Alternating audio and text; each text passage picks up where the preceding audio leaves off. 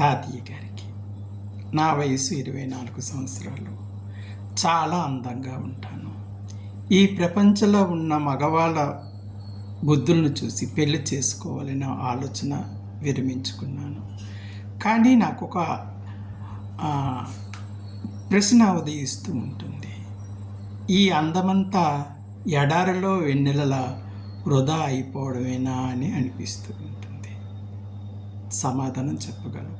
అమ్మ, నీకు ఈ ప్రపంచాన్ని చూసిన తర్వాత మొగుడు అనే పదానికి అర్థం అసహ్యం వేసింది. అంటే పెళ్లి చేసుకోవడం నీకు అసహ్యం వేసింది కాబట్టి నువ్వు మంచి నిర్ణయంతో పెళ్లి చేసుకోకూడదు అనుకుంటున్నావు. ఆడదానికి పెళ్లి చేసుకుంటేనే మంచిది అనేది ఒక ఆలోచన. నీకు ఆ ఆలోచన లేదు. ఈ వ్యవధులతో నేను పడలేను, నేను చాలా సెన్సిటివ్ అనేసి నువ్వు ఒక నిర్ణయానికి వచ్చావు, పెళ్లి చేసుకోకుండా ఉండిపోయావు. కానీ నువ్వు చాలా అందంగా ఉంటావు. ఆ అందం ఎడారి పాలులాగా, ఎడారి ఎన్నల్లాగా, ఎడారి నీటిలాగా అలా ఉండిపోవడమేనా అనేది నీ ఉద్దేశం.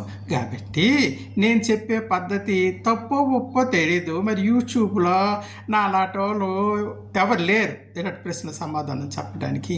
కాబట్టి నేనైతే నీ స్థితిలో నేనైతే ఉంటే నా అందాన్ని అలాగే ఎడారిలో ఉన్నట్టుగా వృధా చేసుకోనమ్మా.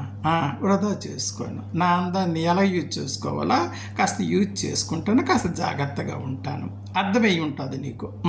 నీకు అర్థమై ఉంటుంది. ఓపెన్గా చెప్పాలంటే ఈ చూపాడు కొంచెం నాకు కోపం మీద ఉన్నాడు నా మీద, అందుకని నేను చెప్పలేకపోతున్నాను. కాబట్టి నీ అందాన్ని ఉపాయం ఏంటంటే నీకు నచ్చిన వ్యక్తి, నీకు ఎవరైతే నచ్చుతారో వాళ్ళతో కొంచెం సన్నిహితంగా ఉండు.